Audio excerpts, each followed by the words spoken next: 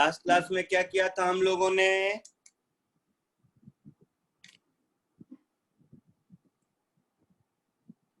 बोलिए।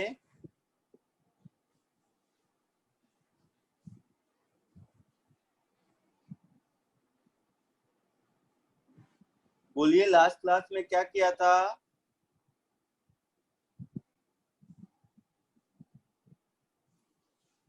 बोलो तो सही, नहीं बोलोगे तो कैसे होगा? सम्स किए थे, सम्स। असाइनमेंट में से कौन सा डिस्कस किए थे? असाइनमेंट 1, 2, 3 कौन सा?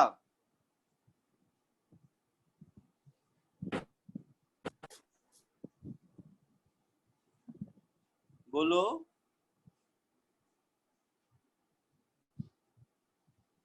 अरे इतना तो पता होना चाहिए ना कि लास्ट क्लास में क्या पढ़े थे हम लोग। मोशन अंडर ग्रेविटी किया था। मोशन अंडर ग्रेविटी शुरू कर दिया था। मोशन अंडर ग्रेविटी में टाइम ऑफ फ्लाइट निकाला था। हाँ कर लिया। Still can't hear anything.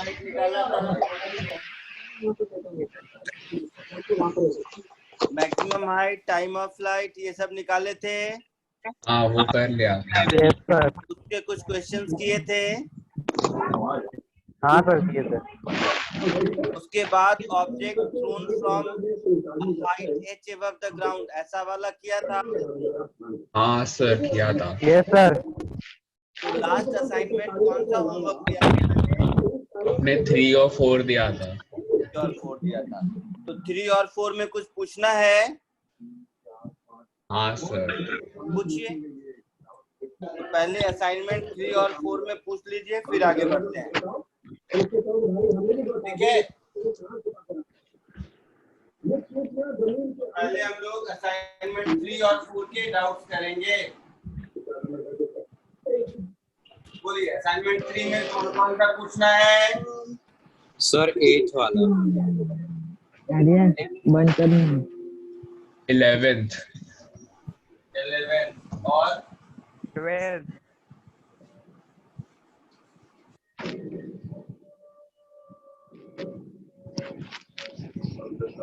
Assignment 3 और 4 के डाउट बोलिए, फटाफट करेंगे हम लोग।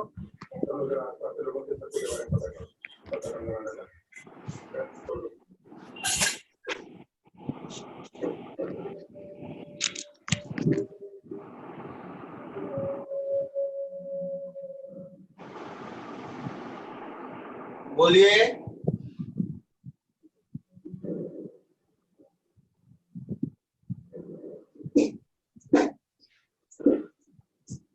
अरे बोलो तो सही, होमवर्क नहीं किया है क्या?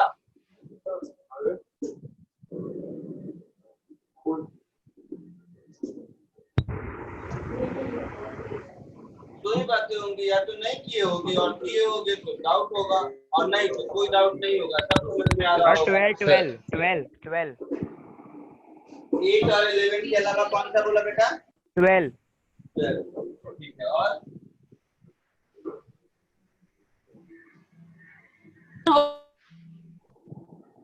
सर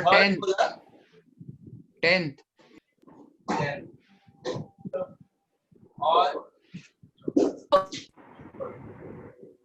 सर 4th और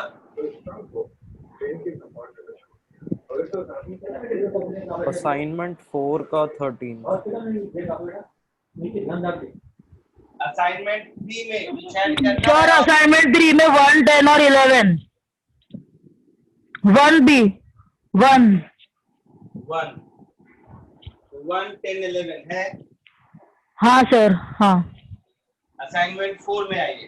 1, 4, 5, 15। 1, 4, 5, 13 15 15 13 भी। 14 भी। करना है किसी को? 13 13 सर। 13 14 भी सर। 14 हो गया? Yes sir. तो असाइनमेंट 3 और 4 डिस्कस करते हैं।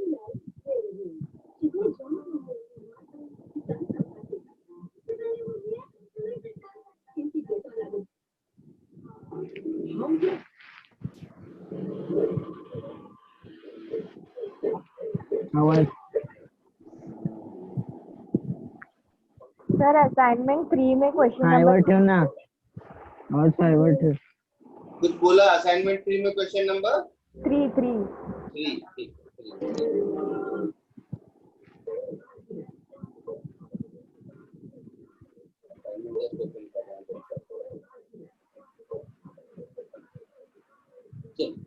असाइनमेंट 3 में question number 3।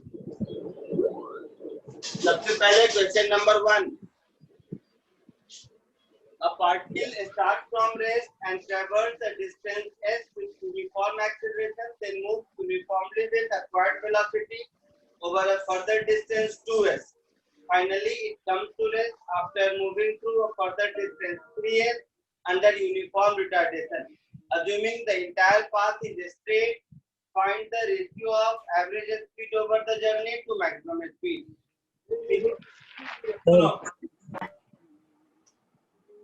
So, question number 1. सुनो ध्यान से। As a theory, velocity time graph का area under curve displacement देता है। हाँ सर। हाँ सर। दूसरा, अगर मोशन स्ट्रेट लाइन में हो तो वेलोसिटी और स्पीड एक ही बात है, डिस्टेंस और डिस्प्लेसमेंट एक ही बात है सर। ठीक है। सर असाइनमेंट 4 में से 9th क्वेश्चन था। अब बाद में ऐड करेंगे, जो 3 खत्म करने तो 4 पे आएंगे तो बता देना। Okay sir. तो लिखा है पहले यूनिफॉर्म एक्सीलरेशन से गया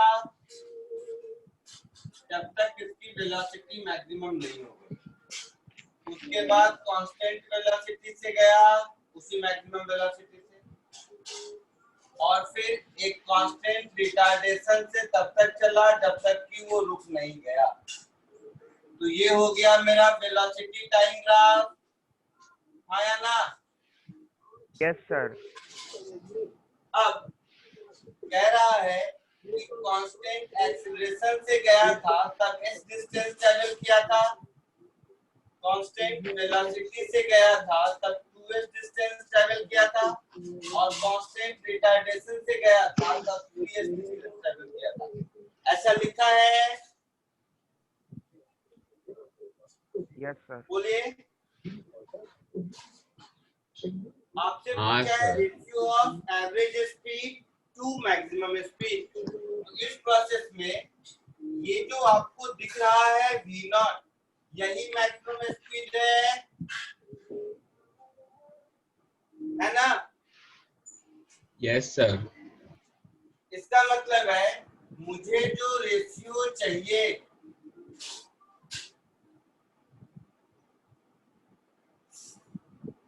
वो रेशियो क्या है?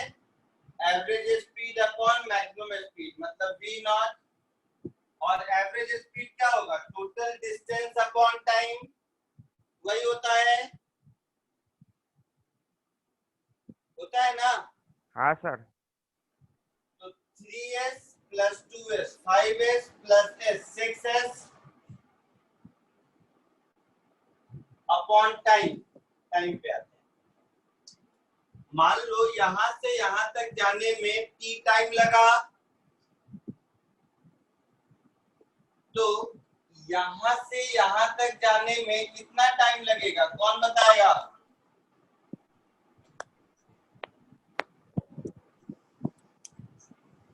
सेम टाइम लगेगा। बट इस ट्रायंगल का एरिया इस ट्रायंगल के एरिया का ट्रिपल है। हाँ sir. Area of triangle half into base into height होती है।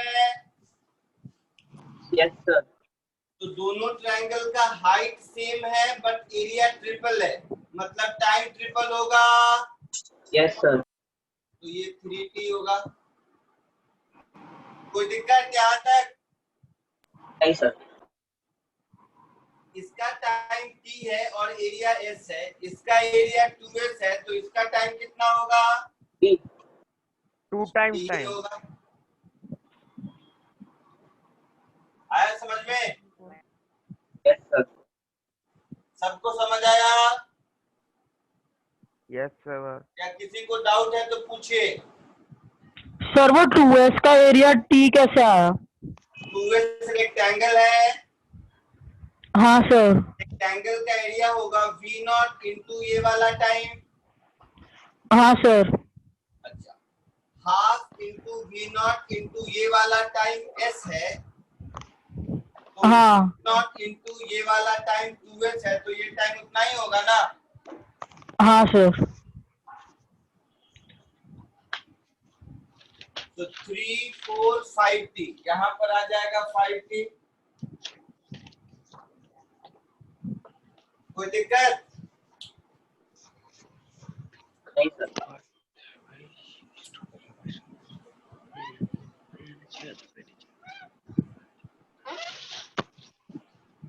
अब आ जाओ, यहाँ से देखो, s is equal to half into v naught into t, ऐसा है।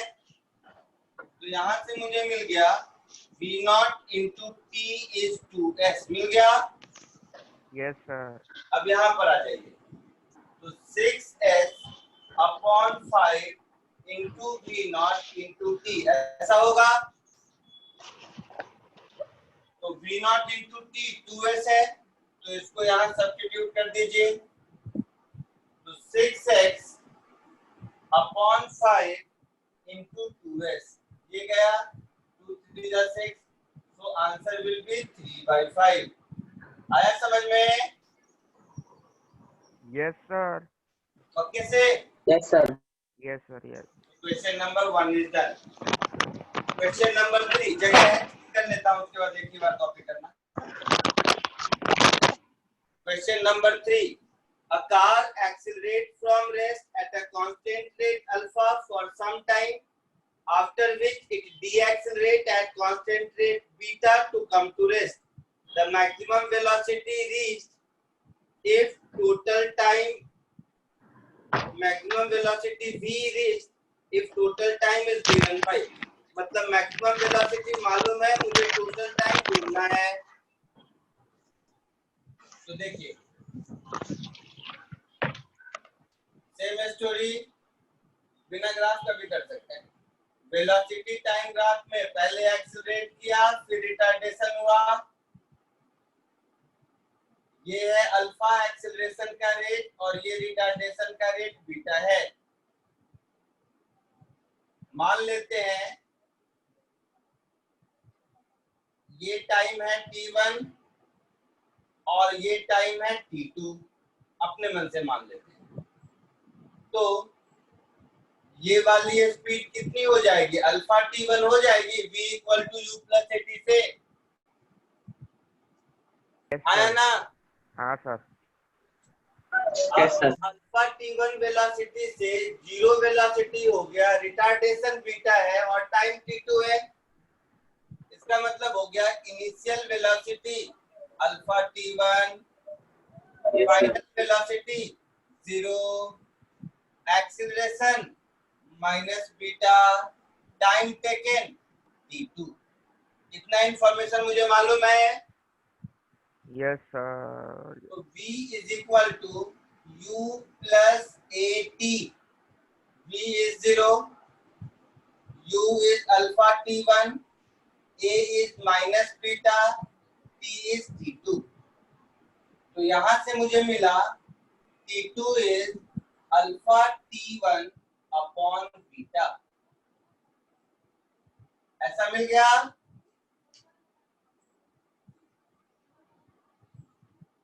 मिल गया। Yes sir. sir. Total time taken t है, इसका मतलब है कि t1 plus t2 is t, ये मालूम है।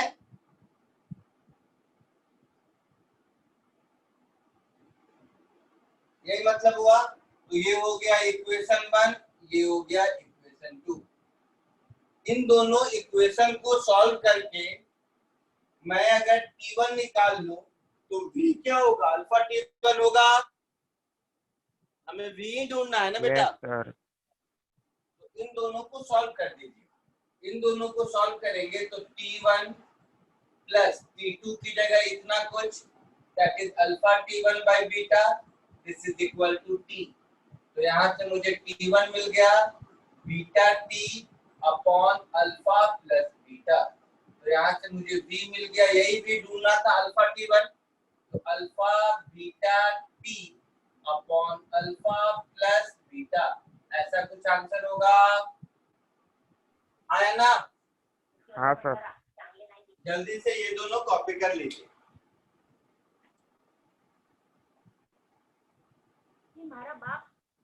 ये दोनों कॉपी कर लीजिए, फिर क्वेश्चन नंबर 4 पे आते हैं।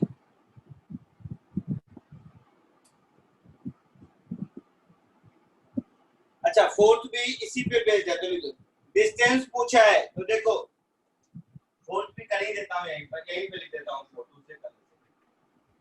डिस्टेंस क्या होगा, इसका एरिया अंडर कर्व, तो half into base into height, ऐसा होगा।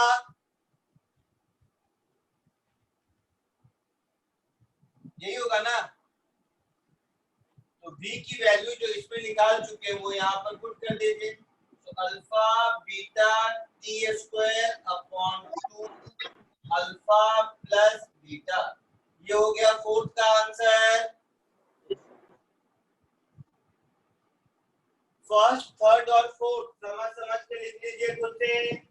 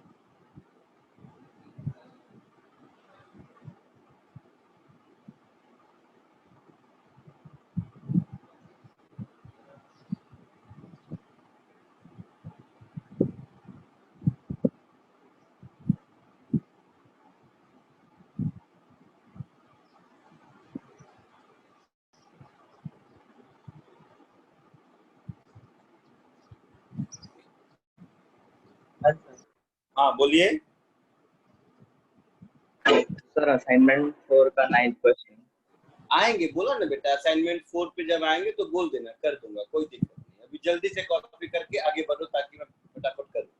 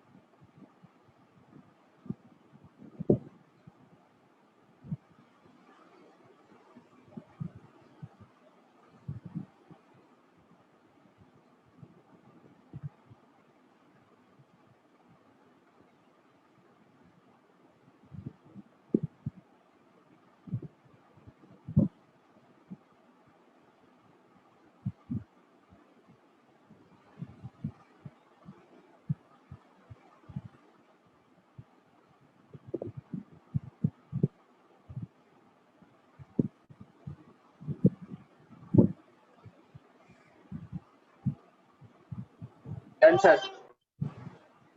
ठीक, सबका हो गया, इरेज कर दूं? Sir 2 minute.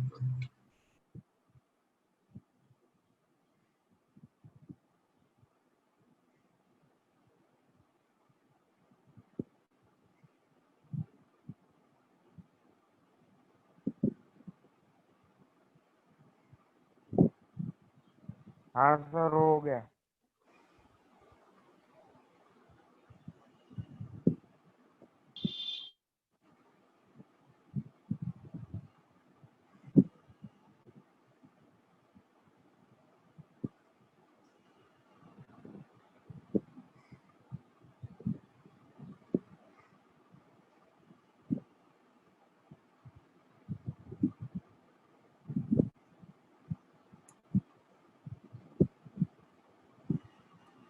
इरेज कर दूं, सबका हो गया? नहीं हाँ सर, एक मिनट। सर। Sir 1 minute. जल्दी करो। सर ये डायग्राम बनाना कंपल्सरी खाली समझने के लिए? क्या?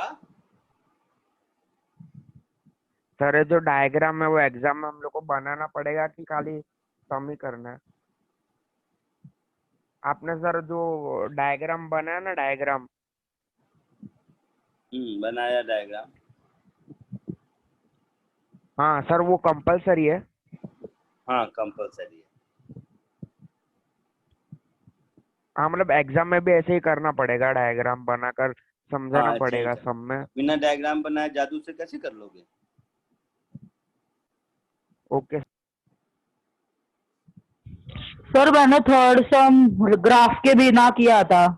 हाँ कर सकते हैं, बिना ग्राफ के भी कर सकते हैं। हाँ sir.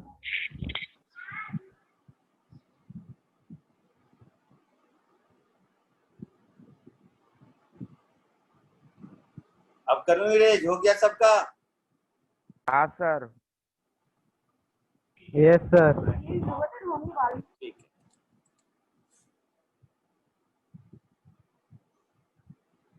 Next question number 8, 10, 11, 12।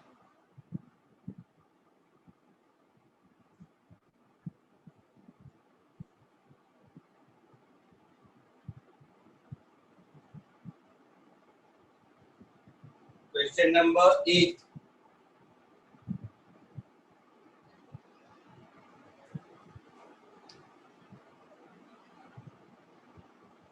Two ends of a train pass an observer with velocity 20 and 30 meter per second. Velocity of midpoint of train crossing the observer in uniform acceleration is.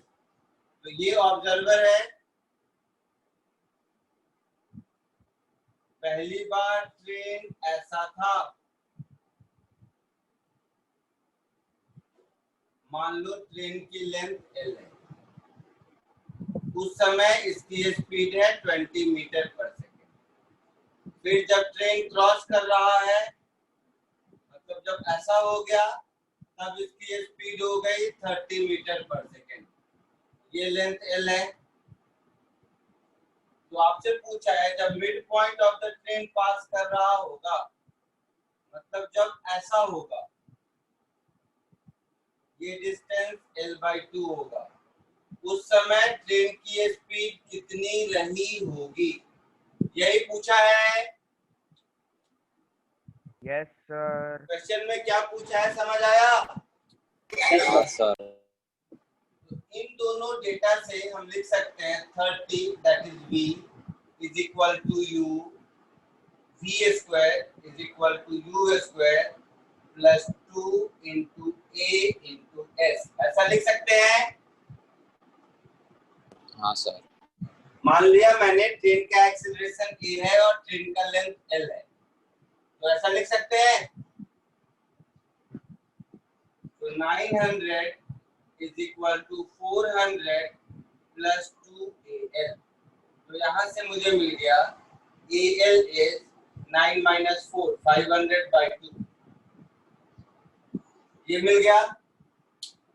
अब यही अगर हम फर्स्ट और third में लगाएं, तो v square is equal to u square plus 2 into a into s, s तो होगा L/2, अब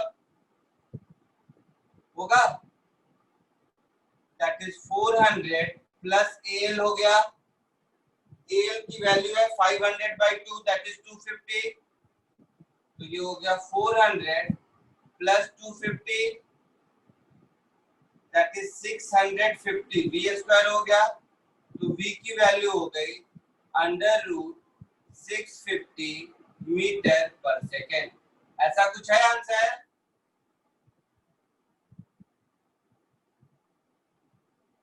है ना? 25 का स्क्वायर 625 होता है यस सर। और 26 का स्क्वायर कितना होता है? 676। तो इन दोनों 676। के बीच का कुछ आंसर होगा, so option B should be correct. हाँ Yes, सर। sir. ठीक है, सो 8 इज डन। बाद में लिखना, मैं आगे और भी कर देता हूं। Now question number 11।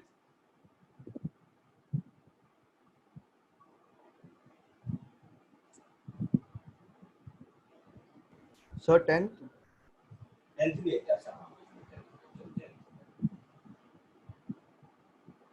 ये इस क्वेश्चन की जगह हो गई। Question number 10। A person walks up a stationary escalator in time t1, मतलब यहां से यहां तक मान लो लेंथ l है और ये एक आदमी है, ये आदमी कुछ vm स्पीड से जा रहा है और एस्केलेटर ve स्पीड से जा रहा है।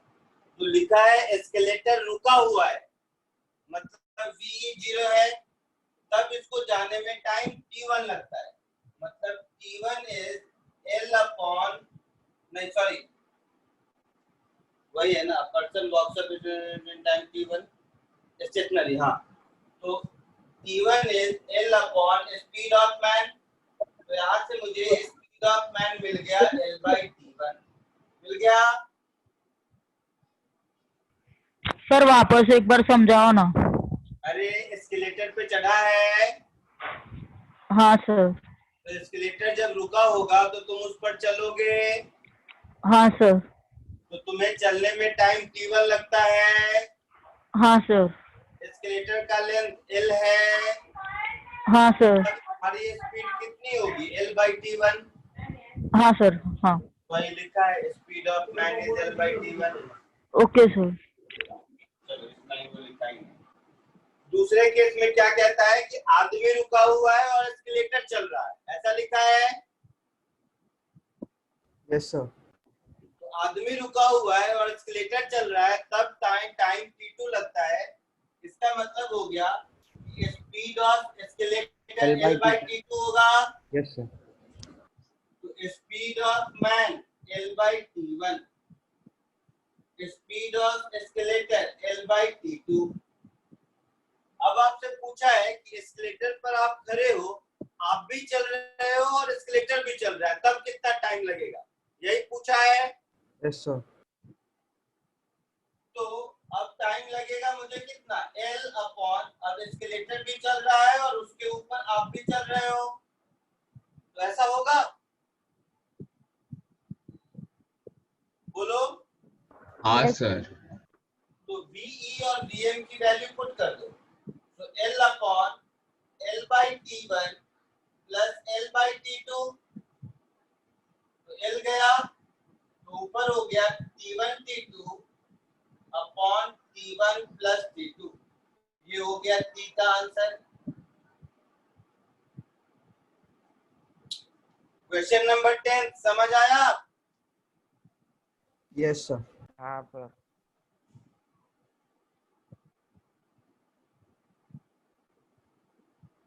यस सर 10th के बाद है 11th, तो 10th भी हो गया, 11th 12th।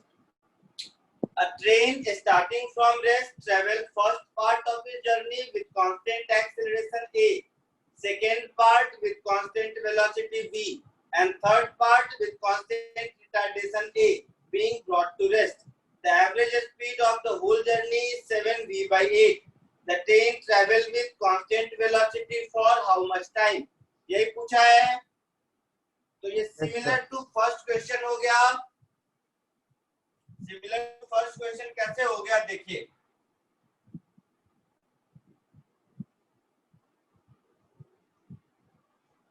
ये है ट्रेन, पहले गया कांस्टेंट एक्सीलरेशन से,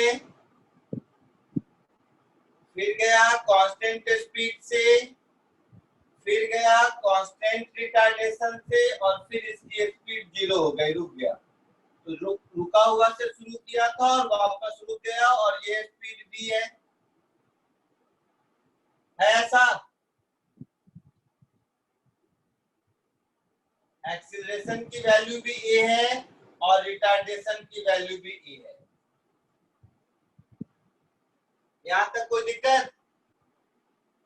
नो नहीं सर। सर।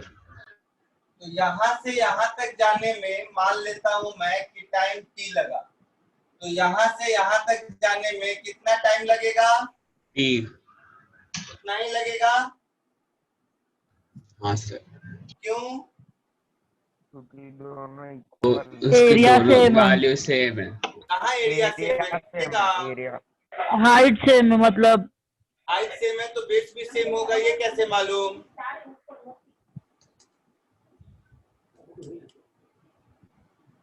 बोलो। हाँ एक्सेलरेशन दोनों सेम है, बस ऑपोजिट है डायरेक्शन, मतलब वो 0 से v स्पीड होने में a एक्सीलरेशन से जितना टाइम लगा, v से 0 होने में उतना ही रिटार्डेशन है, तो उतना ही टाइम लगेगा ना। Yes sir.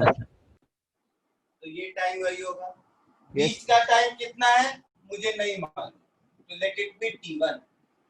मुझे यही t1 ढूंढना है। Yes sir. तो हम लोगों को क्या ढूंढना है ये पता चल गया। Yes sir. अब मेरे से बोला है कि average speed of whole journey is 7v/8। बोला है ऐसा? Yes sir. तो एवरेज स्पीड क्या होता है? Total distance upon total time. Distance upon time होता है, सबको मालूम है। Sir. तो अपने केस में डिस्टेंस क्या होगा? Area of trapezium. Yes sir. और टाइम कितना होगा? 2t प्लस t1 होगा। Yes sir.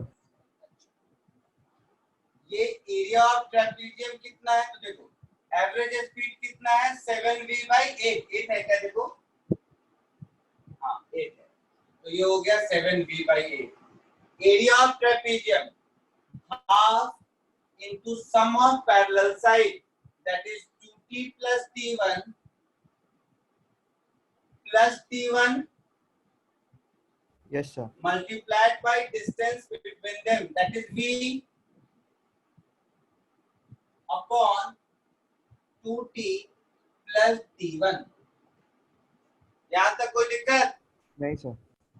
अच्छा, हम लोगों को t1 नहीं ढूंढना है, हम लोगों को ढूंढना है टोटल टाइम का कितना फ्रैक्शन कांस्टेंट स्पीड से चला है, ये ढूंढना है। क्वेश्चन पढ़िए। हाँ सर, समझा समझा। तो टोटल टाइम तो है 2t प्लस t1, जिसमें से t1 है, मीन्स हमें ढूंढना है t1 upon 2t plus t1। इस रेशियो को मुझे ढूंढना है। Sir नहीं क्लियर sir. है? सब तो लोग क्या- क्लियर हो? नहीं sir. Sir क्या नहीं। ढूंढना है वो नहीं समझा. तो क्वेश्चन पर नहीं समझा तो ये इंग्लिश है, फिजिक्स नहीं है। क्वेश्चन है तुम्हारे सामने, हाँ sir. पढ़ो एक बार क्वेश्चन नंबर 11 का लास्ट लाइन फाइंड से।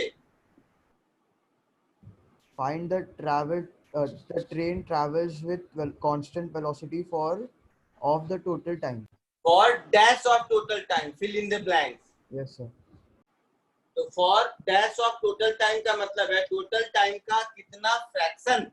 ऑप्शन देखो 3/4, 7/8, 5/6, 9/7। तो टोटल टाइम का कितना फ्रैक्शन कांस्टेंट स्पीड से ट्रेवल किया है। Okay sir.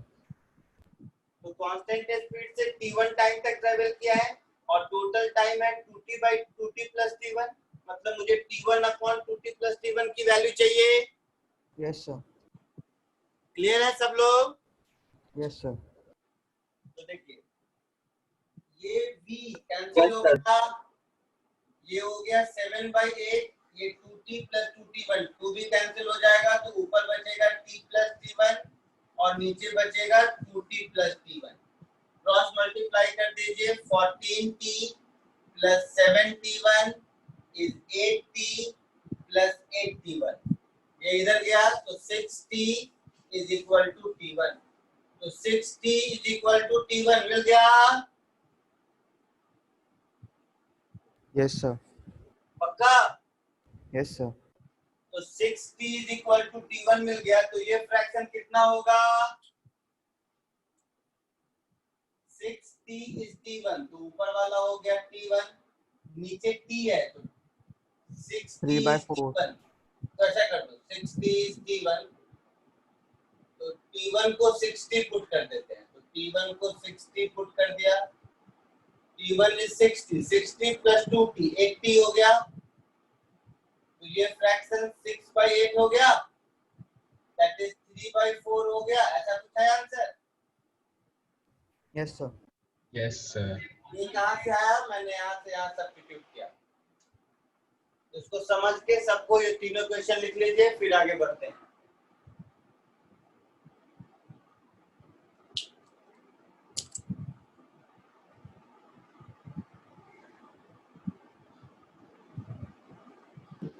सर बोलो.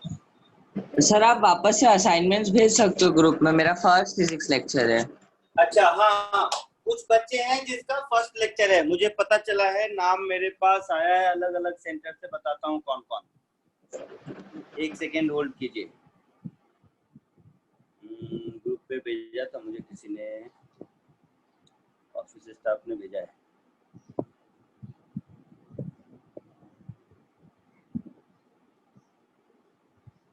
एक तो कोई है प्रियांशु पानीग्रही है.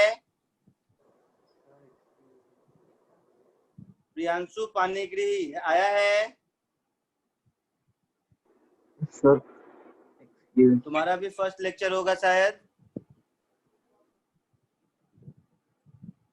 एक है आर्या तांबे, एनएल डालमिया के स्टूडेंट.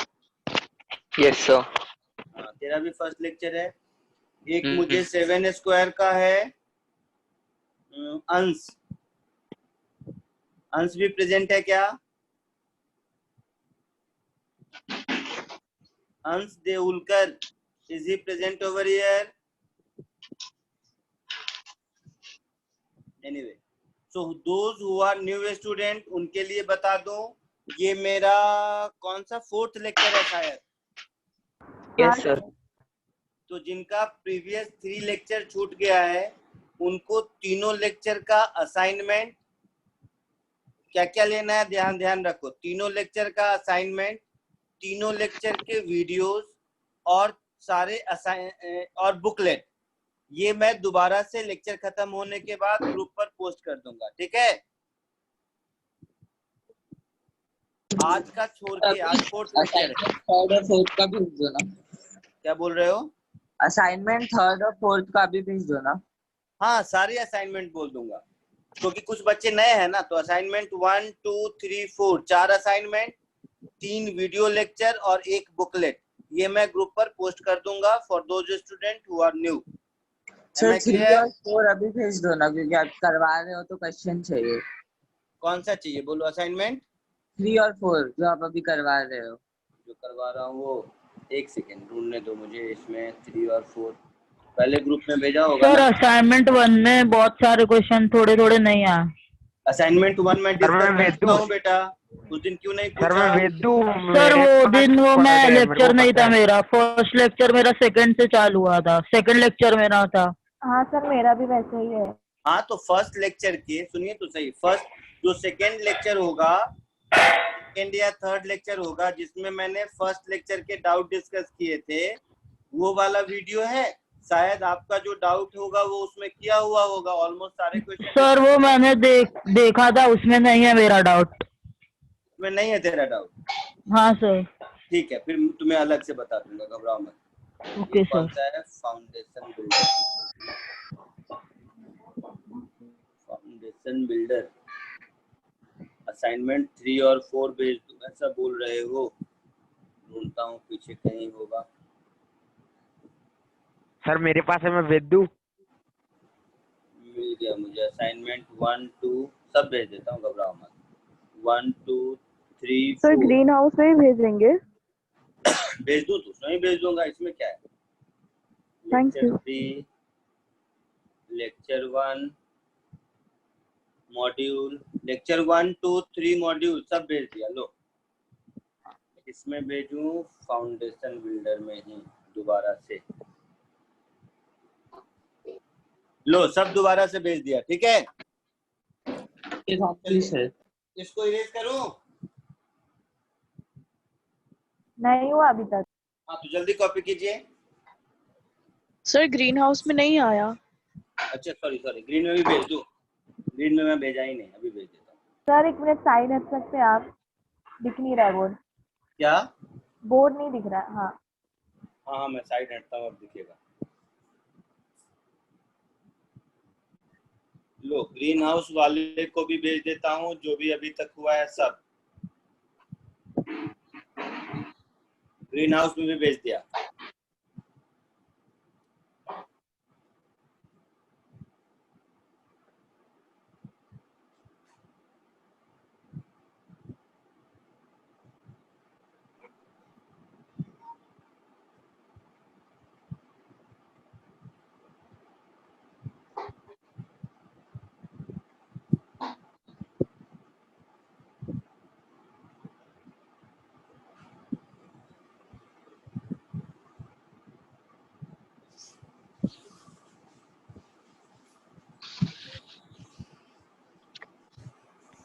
सर 11th क्वेश्चन का फाइनल आंसर 3/4 आया ना?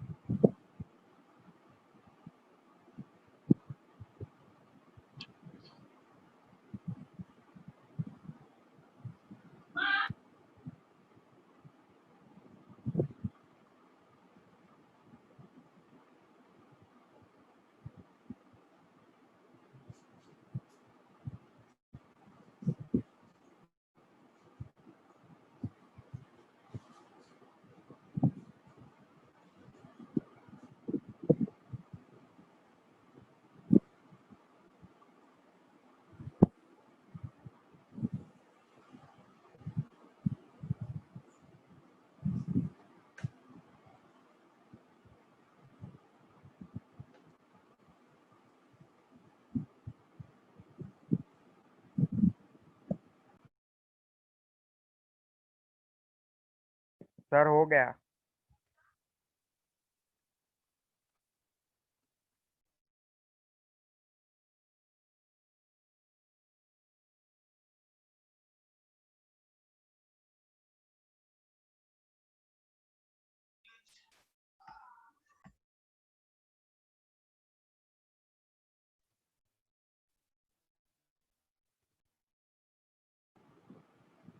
सबने लिख लिया? इरेज करूं? हाँ सर कर दो।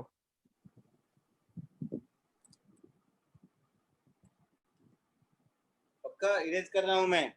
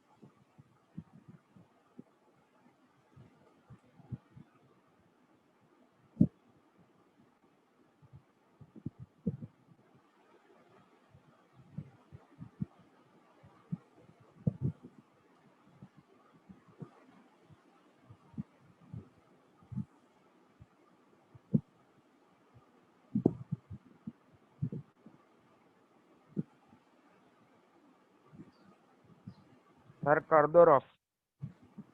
पक्का मुझे डाउट है कि सबने लिखा है, इसके लिए रुक गया 2 मिनट और कुछ नहीं।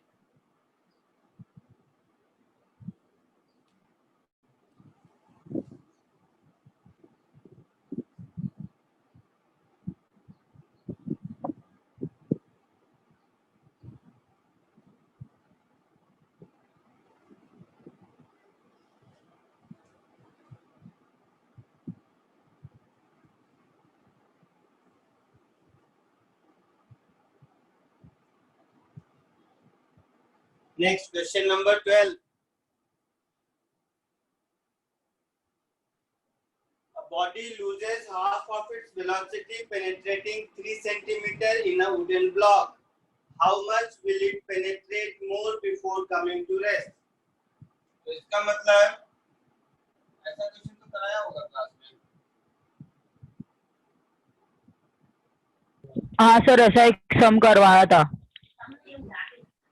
ये एक वुडन ब्लॉक है, इसमें 3 सेंटीमीटर पेनेट्रेट करता है, तो उसकी स्पीड आधी हो जाती है। मतलब ये u है तो ये u/2 हो जाती है अगर ये 3 सेंटीमीटर पेनेट्रेट करता है तो। लिखा है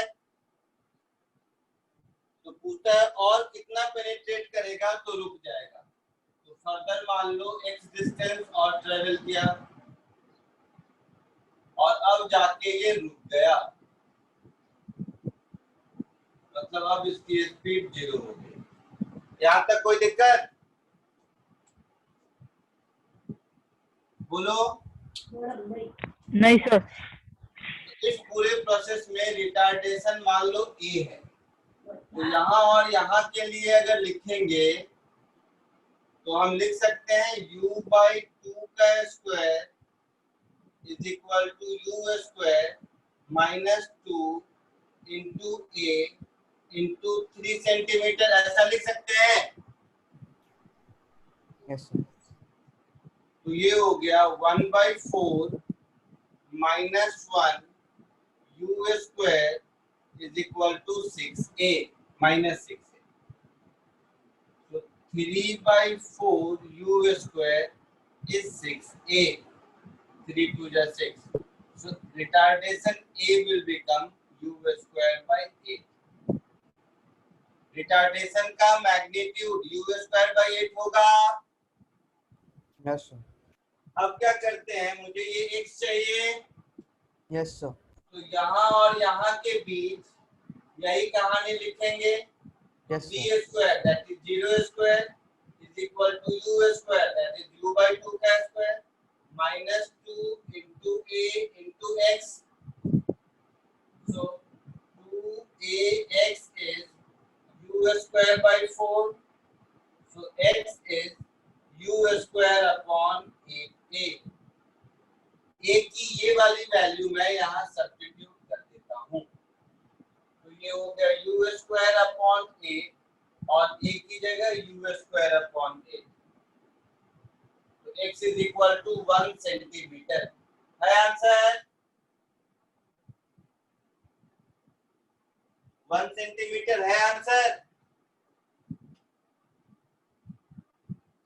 हाँ सर।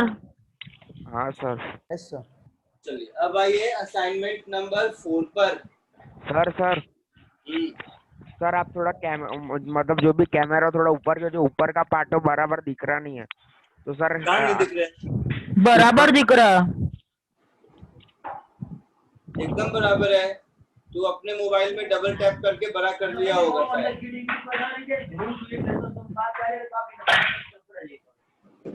सर एक बार फर्स्ट पार्ट रिपीट कर दो ना। किसका? फर्स्ट पार्ट जो किसका ग्रीन में फर्स्ट लिखा है, पार्ट? जो ग्रीन में लिखा है सर। फाइनल वेलोसिटी u/2 आया ना? Yes sir. डिस्प्लेसमेंट 3 सेंटीमीटर आया ना? हाँ इनिशियल वेलोसिटी u आया ना? हाँ और रिटार्डेशन a। तो v square is equal to u square plus 2as के फॉर्मूले में a की जगह -a, s की जगह 3 सेंटीमीटर, u की जगह u और v की जगह u/2। Okay thank you sir. 12th और 5th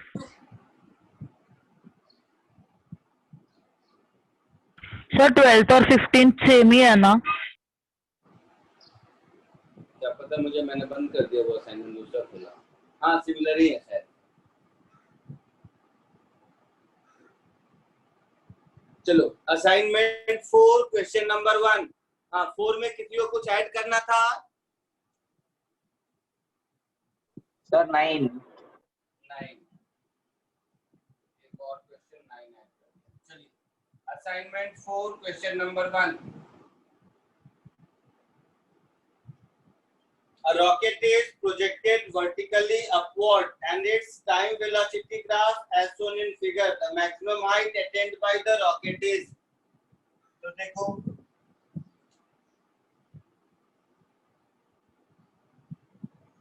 ये है इसका वेलोसिटी टाइम ग्राफ। तो ये वेलोसिटी टाइम ग्राफ कुछ ऐसा दिया हुआ है। इसमें से ये वाला टाइम है 12 सेकेंड, 12 या 120 सेकेंड, और ये वाला वैल्यू दिया हुआ है शायद 1000 मीटर पर सेकेंड। ऐसा ही है ना? हाँ सर। जब तक वेलोसिटी पॉजिटिव है तब तक ऊपर जाता रहेगा। Yes, sir. जब वेलोसिटी नेगेटिव होगी, 0 होगी और नेगेटिव होगी, उसके बाद नीचे आना शुरू करेगा।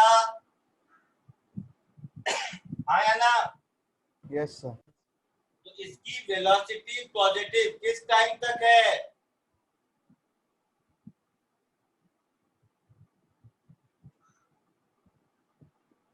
ये फिर 20 सेकेंड यहाँ लिखा हुआ है। 20. इसकी वेलोसिटी पॉजिटिव कितने टाइम कितने सेकेंड तक है? 20 seconds. कितना? 20. 20 या 120? इस लाइन के नीचे नेगेटिव होगा ना? हाँ सर। इसकी वेलोसिटी पॉजिटिव कितने टाइम तक है? 120 seconds। 120 सेकेंड। मतलब ये जो एरिया अंडर कर्व होगा यही मैक्सिमम हाइट होगा। हाँ सर। तो यही मेरा मैक्सिमम हाइट होगा। ये एरिया किसका है? ट्रायंगल का है। तो half into base into height, है ना? तो ये हो गया 60,000 मीटर, मतलब 60 किलोमीटर। ऐसा कुछ है answer? Yes, sir. Yes sir. जल्दी से ये दोनों कॉपी कर लो फिर आगे बढ़ते हैं।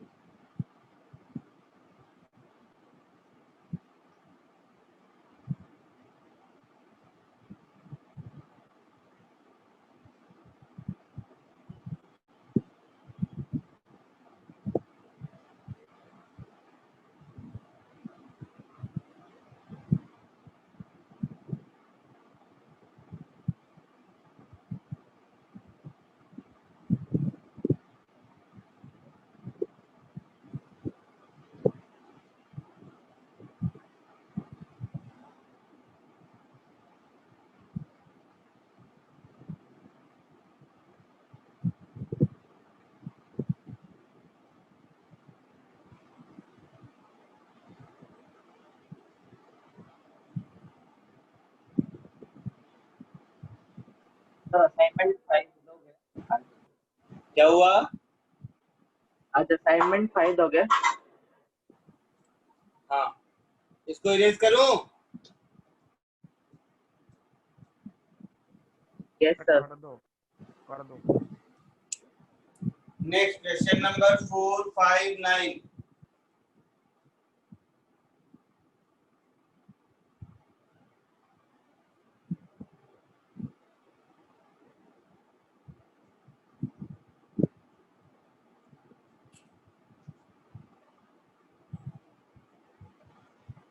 Question number 4. A ball is thrown from the ground with velocity 80 feet per second.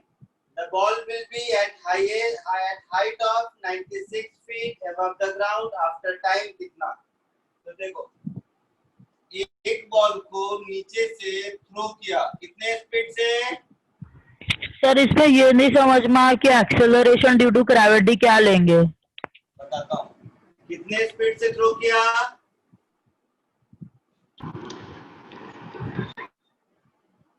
बोलो तो सही। 80 फीट पर सेकेंड। 80 फीट पर सेकेंड से। तो पूछा है कितने टाइम के बाद इसकी हाइट कितनी होगी? 96 फीट होगी, ऐसा कुछ पूछा है? हाँ सर।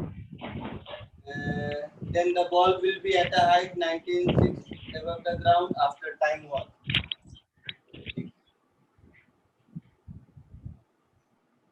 तो इस पूरे प्रोसेस में जी लग रहा है किधर? नीचे की ओर। कितना लग रहा है? 10 मीटर पर सेकेंड। तो मीटर को फीट में कन्वर्ट करने आता है? नहीं सर।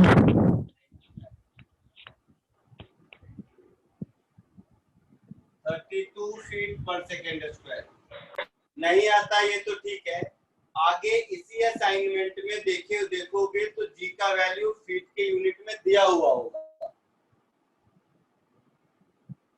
देखो कहाँ दिया हुआ है वो भी बता देता हूँ। क्वेश्चन नंबर 11 दिख रहा है? क्वेश्चन नंबर 11 हाँ सर। में लिखा है जी का वैल्यू 32 फीट पर सेकेंड स्क्वायर। हाँ सर। तो अगर नहीं आता है तो भी दिया हुआ है, कौन सा रॉकेट साइंस है। तो चलो, S is equal to ut plus half at square. Displacement 96 feet, u 80 feet per second, time t ढूंढना है, acceleration 32 लेकिन नीचे की ओर तो -32 into t square ऐसा होगा। तो ये हो गया 16, तो ये हो गया 6 is equal to 5t minus t square. तो t square minus 5t plus 6 this is equal to 0. तो ये कितना हो गया? t minus 3 into t minus 2 ऐसा हो गया। this is equal to 0. तो यहाँ से t की दो वैल्यू मिल गई। एक आंसर होगा 2 सेकेंड और दूसरा आंसर होगा 3 सेकेंड। दोनों में से जो आंसर दिया हुआ होगा वो होगा, दोनों दिया होगा दोनों होगा। कौन सा आंसर दिया है?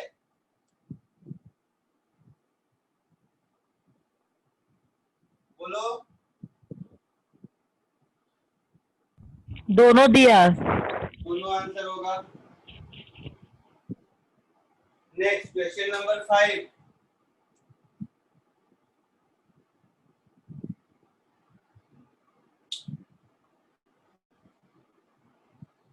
A body is dropped from a height h under acceleration due to gravity. If t1 and t2 are the time interval for its fall for first half and second half of distance, the relation between t1 and t2 is. एक ball को यहाँ से गिराया,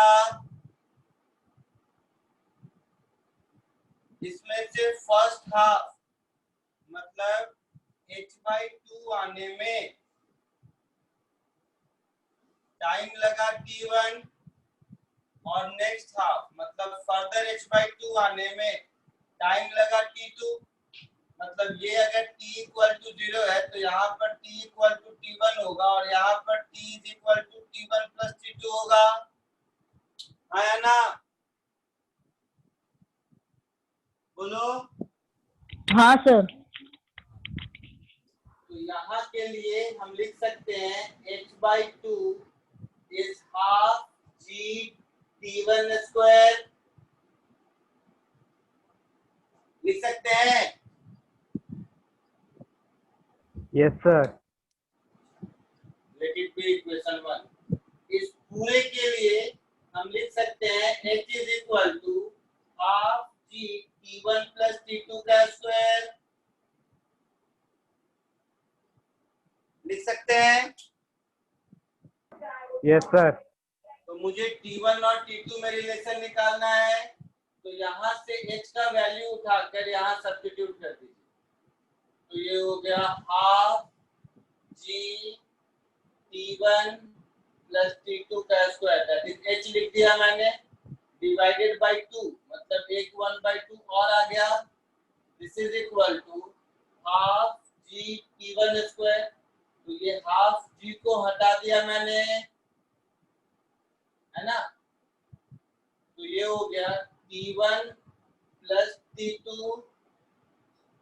upon t1, इसका whole square h2, that is t1 plus t2 upon t1 is root 2, means t1 plus t2 is root 2 t1, so t2 is equal to root 2 minus t1, तो यहाँ से t1 is equal to 1 upon root 2 minus 1 into t2। ऐसा कुछ है answer?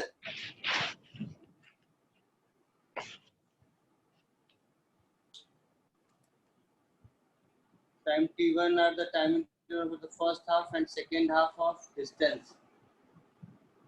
अच्छा, root के term में तो आप क्या कीजिए, आप लोगों को सर ने सर्च पढ़ाया होगा, स्कूल में भी पढ़े होंगे, तो रूट 2 प्लस 1 से ऊपर नीचे मल्टीप्लाई कर दीजिए।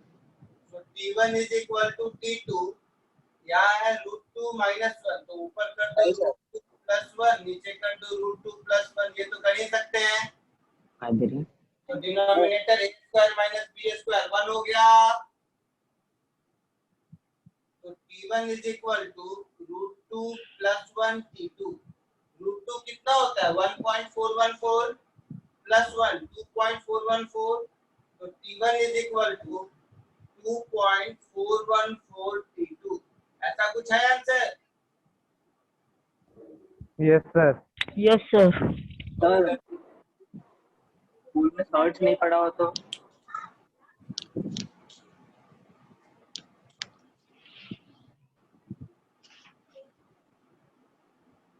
हाँ सर। क्या? स्कूल में सर्च नहीं पढ़ा हो तो? जोर से बोलना। स्कूल में सर सर्च नहीं पढ़ाया है। नहीं पढ़ाया है तो कोई बात नहीं। रूट 2 का वैल्यू मालूम है? Yes sir. तो रूट 2 माइनस 1 का वैल्यू मालूम है? यस सर, पॉइंट पे आता है। हाँ, 0.4, तो 1 अपॉन 0.414 डिवीजन करने आता है? Yes sir. तो हो गया, सर्च की जरूरत नहीं है। Okay sir.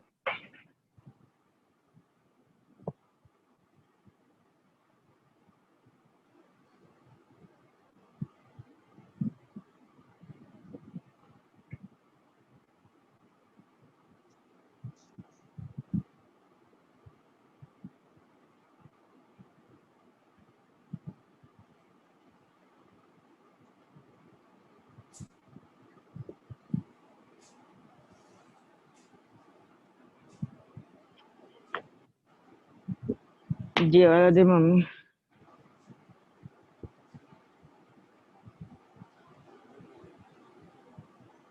भात पानी भाजी।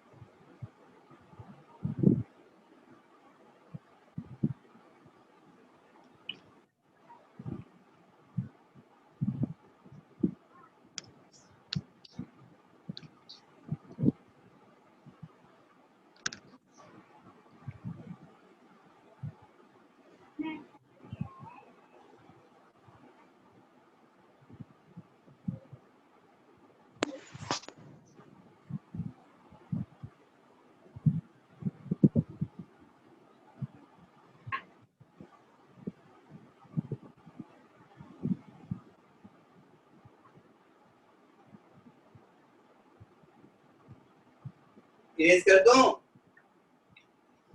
1 मिनट। बोलिए। Sir 1 minute.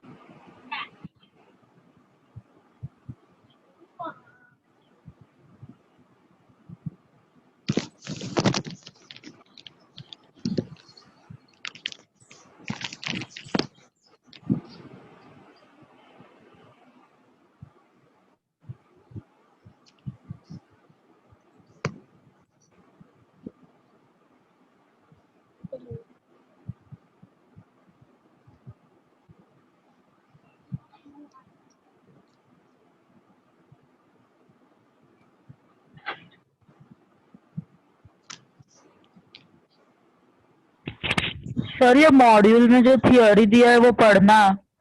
बताऊंगा, उसमें से एक भी होमवर्क दूंगा। अभी जितना नोटबुक दे नोट कराता हूँ उतना ही पढ़ो, जरूरत नहीं, जहाँ जहाँ जरूरत होगी मैं बताऊंगा। Okay sir. इरेज करूं? Yes sir. Next is question number 9.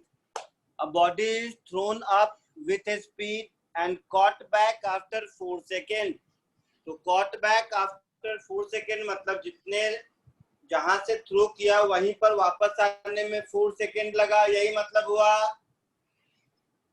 हाँ या ना, जिसने पूछा था? Yes sir. मतलब 2u/g की वैल्यू 4 है। Yes sir. तो 2u/g की वैल्यू 4 है, मतलब 2u की वैल्यू 40 है। Yes sir. मतलब u की वैल्यू 20 है। Yes sir. मतलब 20 मीटर पर सेकेंड आंसर है। हाँ सर। मतलब क्वेश्चन नंबर 9 लिखने की जरूरत नहीं है। हाँ sir.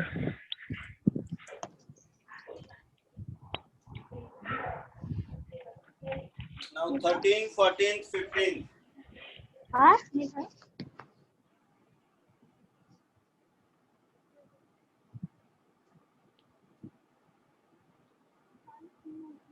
Open the pen.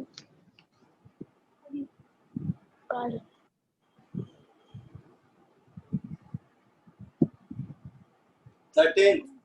Two bodies of mass m1 and m2 are dropped from a height h1 and h2 respectively. देखो इधर मैंने नोट केस 1, केस 2, केस 3 ऐसा कुछ लिखाया था लास्ट लेक्चर में।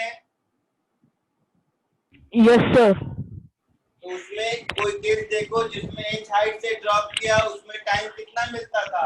√2h/g। Yes sir. दिख रहा है सबको नोटबुक में? Yes sir.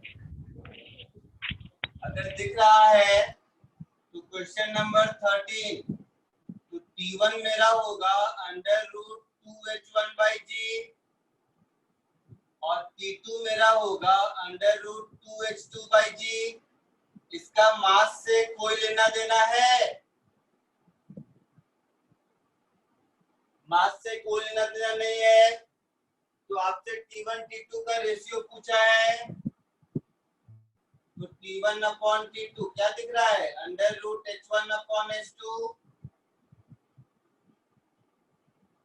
आया समझ में?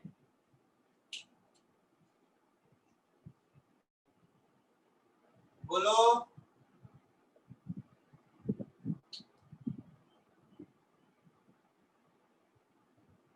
हाँ सर आ गया समझ में। Question number 14. Two balls are dropped from different heights. One ball is dropped 2 seconds after the other, but they both strike the ground at same time. 3 seconds after the first ball is dropped. The difference in height is, मतलब एक ball को इस height h1 से drop किया और दूसरे ball को इस हाइट h2 से ड्रॉप किया, ऐसा लिखा है। तो इसको यहाँ पहुंचने में 3 सेकेंड्स लगता है, लिखा है क्वेश्चन में। Yes sir. और दूसरा बॉल कितनी देर के बाद ड्रॉप किया? दूसरा बॉल कितनी देर के बाद ड्रॉप किया? 3 seconds after the first one is dropped. 2 second के बाद, और दोनों सेम टाइम पर पहुंचता है, मतलब इसको यहाँ आने में 1 सेकेंड लगा होगा। Yes sir. लगा होगा, बोलो। तो यहीं से 3 = √2h1/g, मतलब h1 is 9g/2, that is h1 is 4.5g। यहाँ से h1 मिल गया, सेम स्टोरी यहाँ से 1 = √2h2/g, मतलब h2 is g/2, that is 0.5g।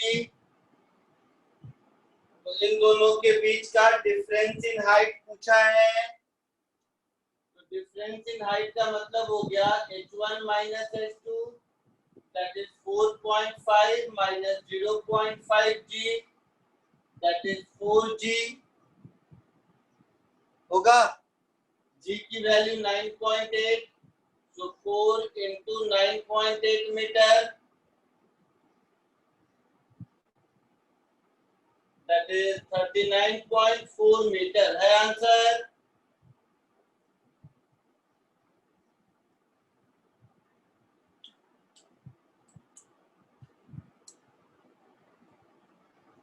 Sir 39.2 है आंसर।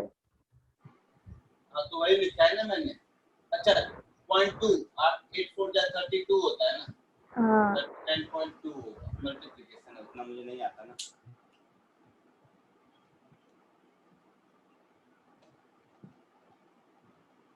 हो गया।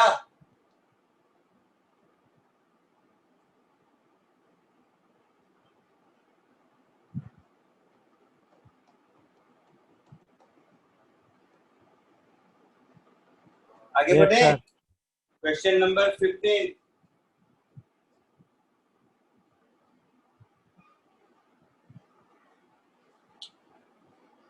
Juggler keeps on moving 4 balls in the air. When the first ball leaves his hand, the position of other balls will be if maximum height of each ball is 20 meter. तो देखो maximum height of each ball is 20 meter. Maximum height क्या होता है? U square by क्या है formula? U square by 2g formula बताया था। हाँ सर। Yup. तो u कितना हो गया? 20 मीटर पर सेकेंड। तो टाइम ऑफ फ्लाइट कितना हो गया? 2u/g, that is 4 second. हो गया। मतलब एक बॉल को थ्रो किया तो वापस आने में उसको 4 सेकेंड लगता है। लगता है ना? हाँ सर। तो अब कॉमन सेंस से सोचो, एक बॉल को फेंका, वापस आने में 4 सेकेंड लगता है और एयर में हमेशा 4 बॉल है। इसका मतलब है हर 1 सेकेंड के टाइम इंटरवल पे ये बॉल फेंक रहा है। Yes sir. क्योंकि जिस पहले बॉल को Yes, थ्रो sir. किया, चौथे सेकेंड में उसको कैच करना है और इस बीच इसको 3 बॉल और फेंकना है, तभी तो at a time 4 ball air में रहेंगे। Yes, sir. पक्का?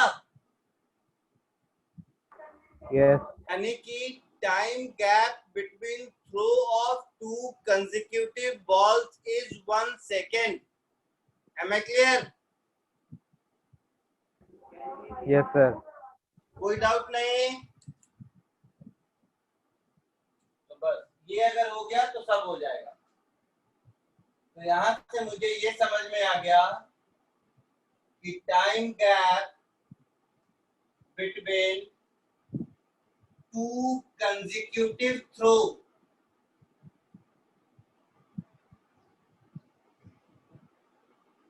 Is 1 second. तो आप देखो, तो जब एक बॉल फेंक रहा है, इसका मतलब है इससे पहले वाला फर्स्ट बॉल कहां पर होगा, 1 सेकेंड तक ट्रेवल किया होगा। जो सेकेंड बॉल होगा वो 2 सेकेंड तक ट्रेवल किया होगा। जो थर्ड बॉल होगा वो 3 सेकेंड तक ट्रेवल किया होगा। और जो फोर्थ बॉल होगा वो थ्रो हो रहा होगा। ये बात समझ आया? तो नंबरिंग ऊपर से करो या नीचे से करो, एक ही बात है। तो एक बॉल थ्रो हो रहा होगा, एक बॉल 1 सेकेंड तक ट्रेवल कर चुका होगा, दूसरा बॉल 2 सेकेंड तक ट्रेवल कर चुका होगा, तीसरा बॉल 3 सेकेंड तक ट्रेवल कर चुका होगा। कोई डाउट? No sir. और सबकी इनिशियल स्पीड 20 मीटर पर सेकेंड ही होगी। यस। तो ये वाला जो बॉल है इसकी हाइट कितनी हो जाएगी? तो h1 is equal to 20 into 1 minus half into 10 into 1 square. तो ये हो गया 20 माइनस 5 15 मीटर होगा। Yes sir. ये जो दूसरा वाला होगा इसका h2 कितना होगा? तो ut 20 into t 2 into half into 10 into 2 square. तो ये हो गया 40 माइनस 20। तो दूसरा होगा 20 मीटर पर। ये जो तीसरा होगा ये कहां पर होगा?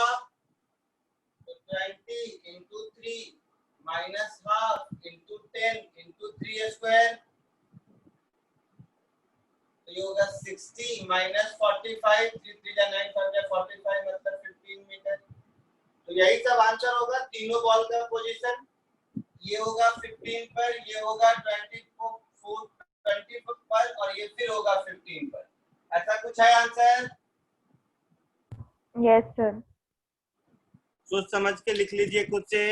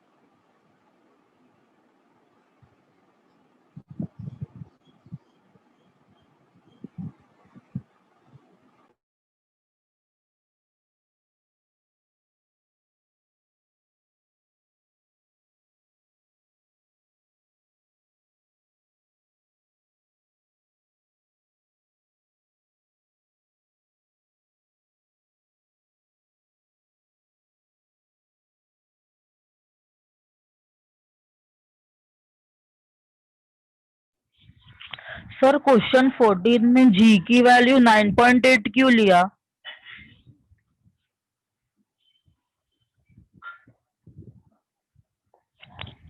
क्वेश्चन है तुम्हारे सामने?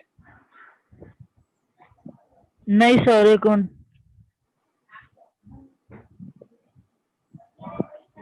हाँ सर है। क्वेश्चन 14 पे। चारों ऑप्शन देखो। हाँ। जी का वैल्यू 10 लेते तो आंसर 40 आता। हाँ सर। कोई ऑप्शन है 40? नहीं सर।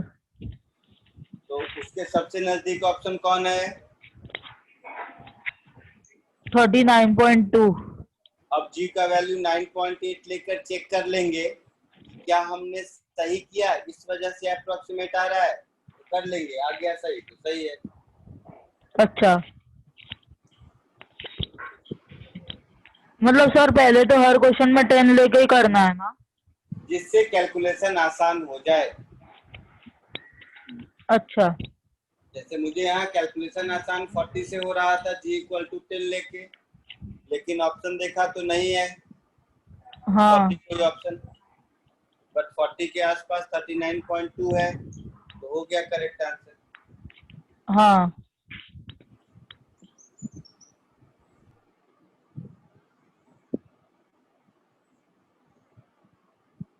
ठीक है, मोशन अंडर ग्रेविटी का एक और असाइनमेंट आपको दूंगा मैं आज, ठीक है, और फिर उसके बाद प्रोजेक्टाइल मोशन शुरू करेंगे। तो मोशन अंडर ग्रेविटी में एक और असाइनमेंट जो मैं आपको दूंगा आज, ये पहले हो गया सबका, इरेज करूं? हाँ सर। ठीक है, तो मोशन अंडर ग्रेविटी के कुछ थोड़े से ठीक ठाक प्रॉब्लम मैं फिर से अभी करा देता हूं, वो क्वेश्चन करने के बाद फिर असाइनमेंट दूंगा और फिर उसके बाद अगले टॉपिक प्रोजेक्टाइल मोशन पर आएंगे। तो मैं अभी स्क्रीन शेयर कर रहा हूं, कुछ क्वेश्चन जो मैं देता हूं वो सॉल्व कीजिए, नहीं हो तो पूछ लीजिए, फिर उसके बाद आगे बढ़ेंगे। तो अभी मेरी आवाज सुनाई देगी, मैं नहीं दिखाई दूंगा, स्क्रीन शेयर कर रहा हूं, ठीक है? ठीक है, बोर्ड हाँ का सर। लिखा हुआ हो गया? हाँ सर, हो गया। ठीक है।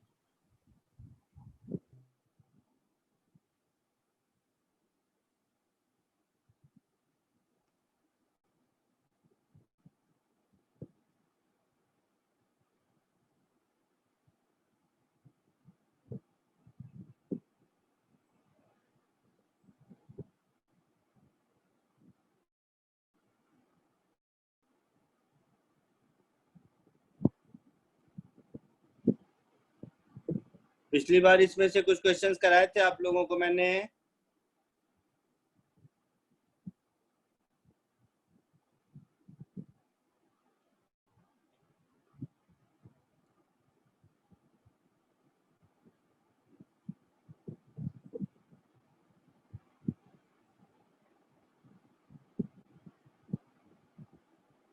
क्वेश्चन नंबर 16 और 17 कीजिए जल्दी। क्वेश्चन नंबर 16 एंड 17 कीजिए।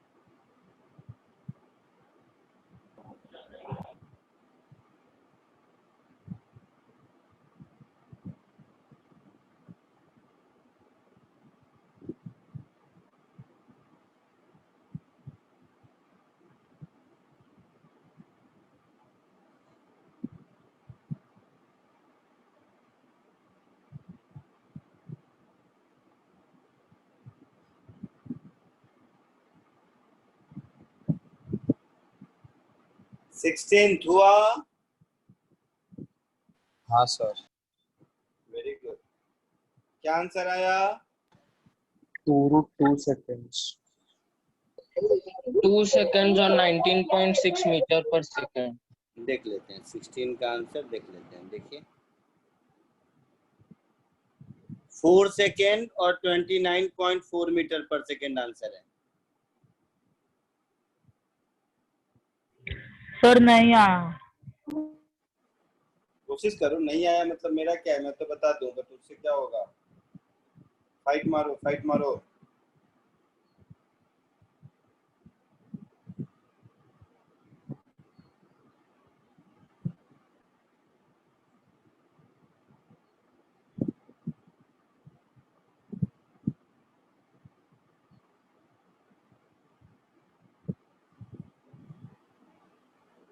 So 16 का आंसर क्या है? 4 सेकेंड और 29.4 मीटर शायद।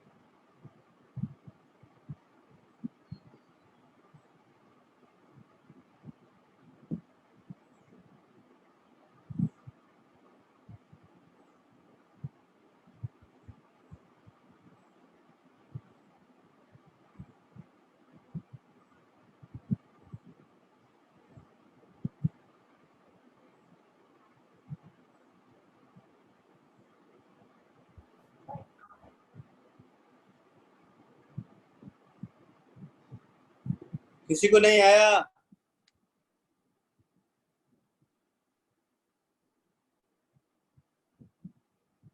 चलो देखो, अब फुट पैकेट बलून असेंडिंग पढ़ लो सब लोग, मुझे बताना वैल्यू।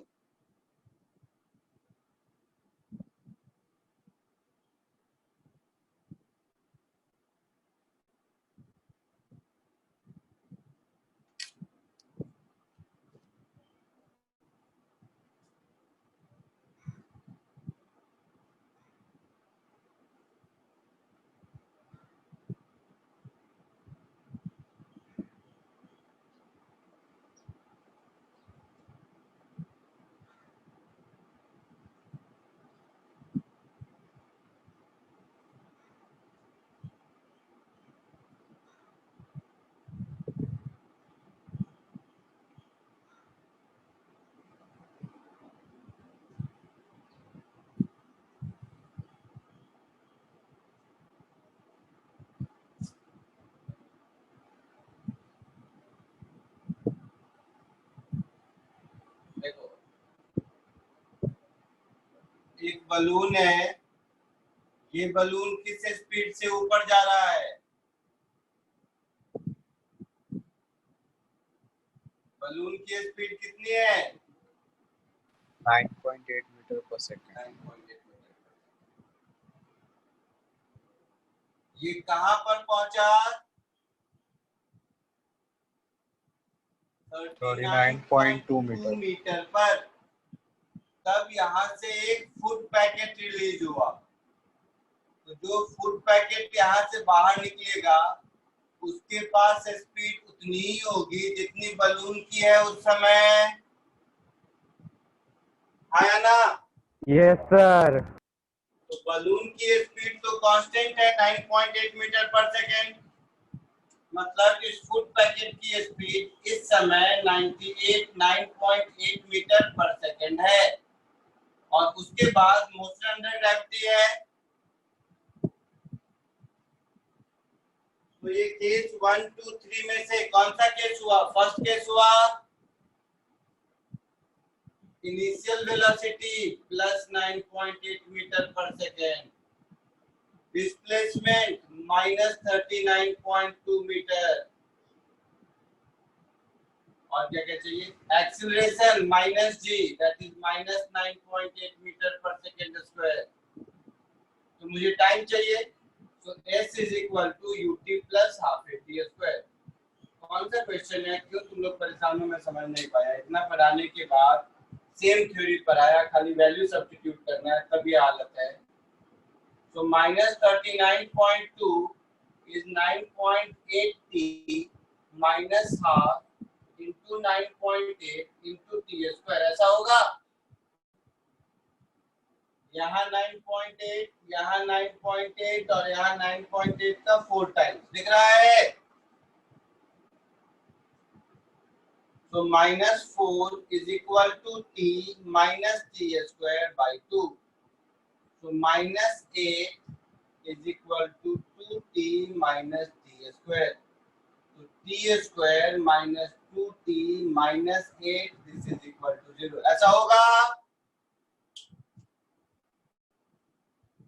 होगा ऐसा?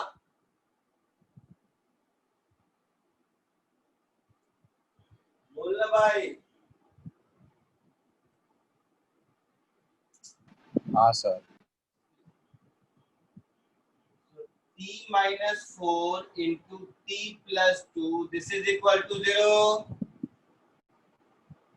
तो t की वैल्यू क्या हो गई? 4 सेकेंड हो गई, और दूसरा माइनस 2 सेकेंड। नेगेटिव टाइम का कोई मतलब नहीं है, तो 4 सेकेंड है आंसर।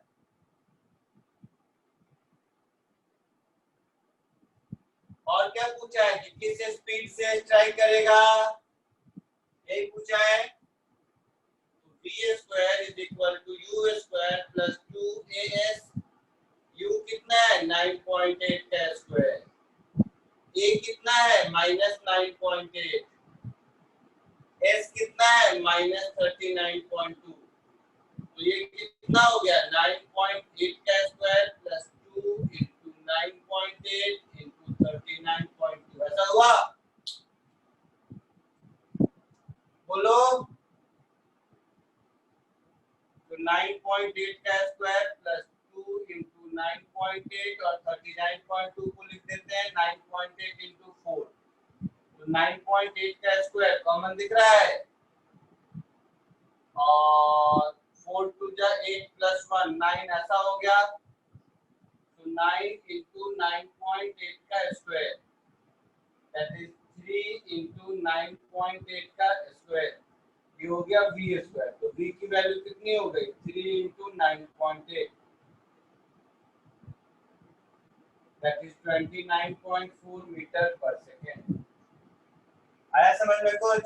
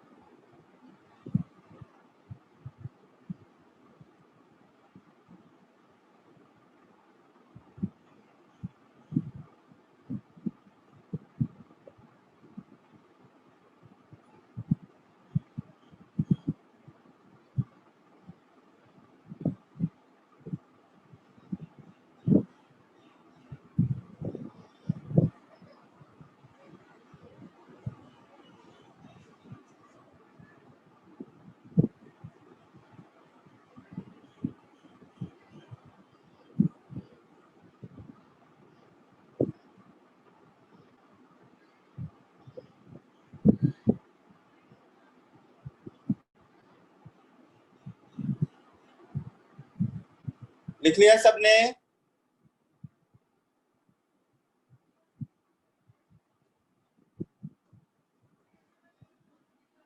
Yes sir. हटाओ इसको। हाँ सर। अब खुद से बोलो ये क्यों नहीं हुआ, इसमें नहीं होने लायक ऐसा क्या था?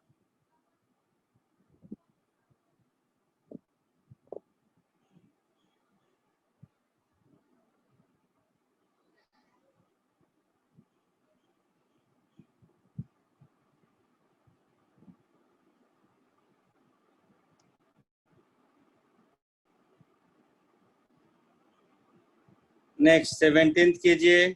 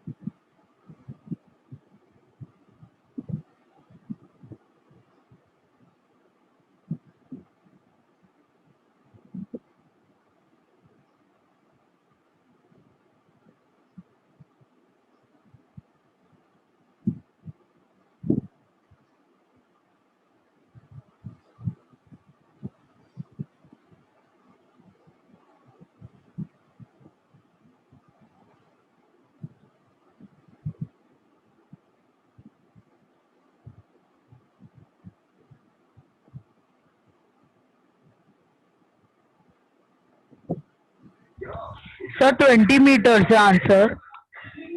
देख लेते हैं, क्वेश्चन नंबर 17 है ना? हाँ सर। नहीं, 15.1 metre from the ground.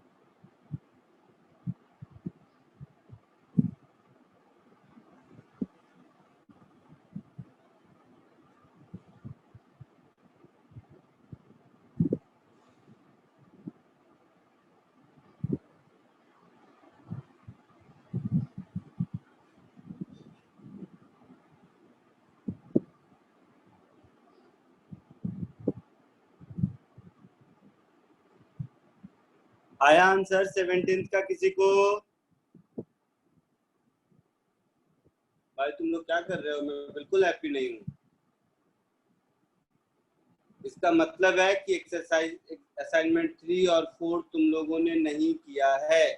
Randomly कुछ क्वेश्चन पूछ लिए हो।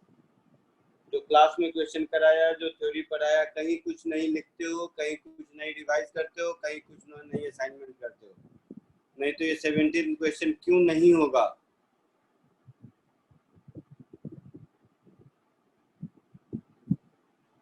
देखो इधर,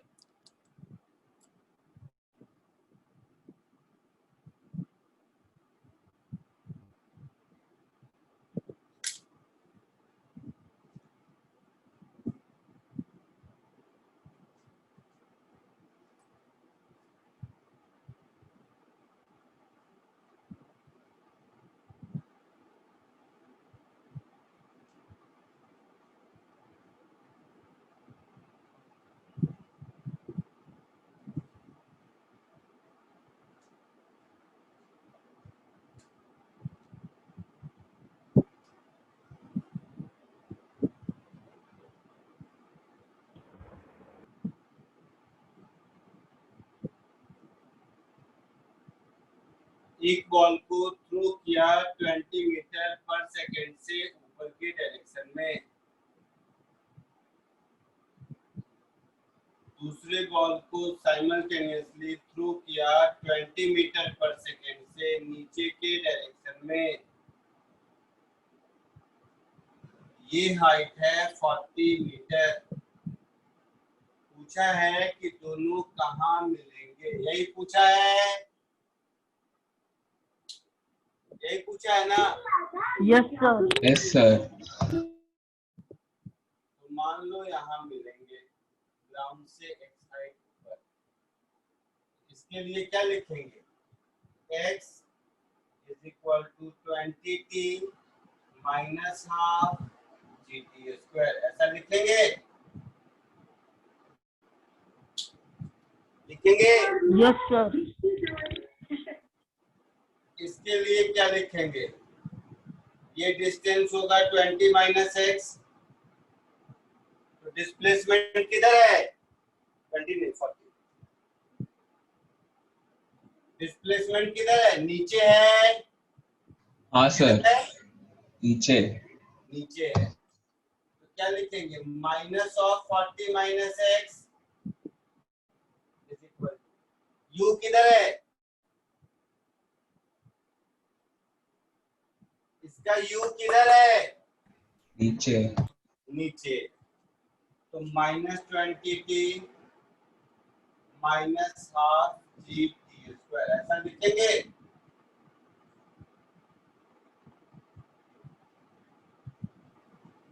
यस सर। लिखेंगे ऐसा।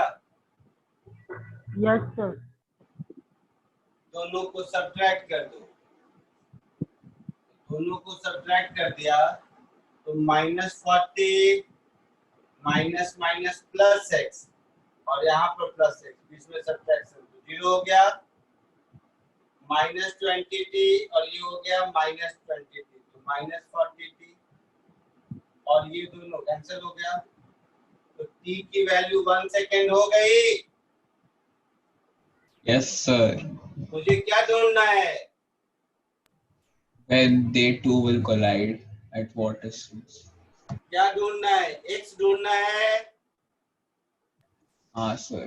तो ये t का वैल्यू इक्वेशन 2 में पुट कर दो। तो x क्या हो गया? 20 into 1 minus half into 10 into 1 square. तो 10 लिखो या 9.8 लिखो, देखो जिससे ज्यादा आंसर करेक्ट है इसको। तो 20 minus 5 that is 15 metre answer. 9.8 ले लोगे तो 15.1 मीटर आंसर आएगा। और क्या आया समझ में? Yes sir. क्यों नहीं हुआ था ये खुद से सोच के बताओ तो। मतलब ये अगर नहीं आया तो क्यों नहीं आया? क्या हो गया था इसमें? इससे आसान क्वेश्चन क्या हो सकता है? नहीं प्रैक्टिस करते हो तुम लोग।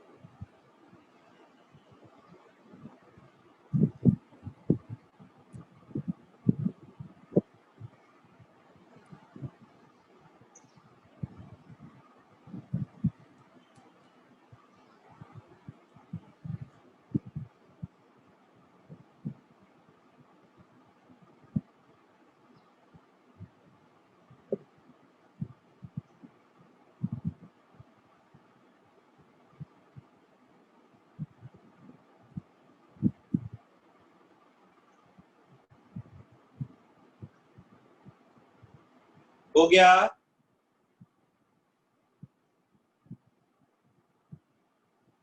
लिख लिया सबने? Yes sir. ठीक है, चलो तो मोशन अंडर ग्रेविटी के कुछ और क्वेश्चन अभी भेज देता हूँ असाइनमेंट के रूप फॉर्म में, और बुकलेट से भी कुछ होमवर्क देता हूँ, ठीक है? इसके थोड़ी और प्रैक्टिस कीजिए। फिर next topic is projectile motion. Depend करता है कितना होमवर्क पूछते हो अगली क्लास में, या तो अगली क्लास में टाइम मिलेगा तो प्रोजेक्टाइल मोशन शुरू कर देंगे डाउट बताने के बाद, ठीक है? चलिए हाँ, आज के सर। लिए इतना ही, बाय। सर हाँ बोलो। सर वो असाइनमेंट 1 का थोड़ा डाउट था वो। बोला ना बाद में मैं बताता हूँ, आज ही थोड़ी देर पहले ही बोला था ना, आगे करते चलो बताऊंगा मैं। हाँ सर।